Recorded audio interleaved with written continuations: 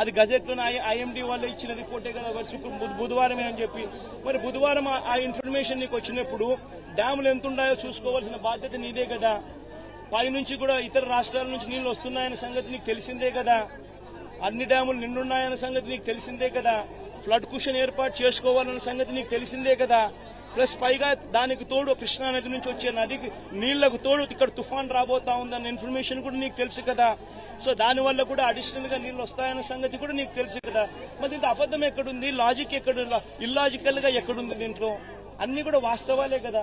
మరి 28వ తారీఖునే నీకు అలర్ట్ వచ్చిన మాట వాస్తవం నీకే కాదు ప్రజలందరికీ తెలిసినప్పుడు మరి నువ్వు స్పందించకపోవడం వల్ల శుక్రవారం సాయంత్రం నుంచి బీభత్సంగా వర్షం పడుతూ శనివారం కల్లా పూర్తిగా అతలాకుతలమైన పరిస్థితులు క్రియేట్ అవుతా ఉన్నాయనంటే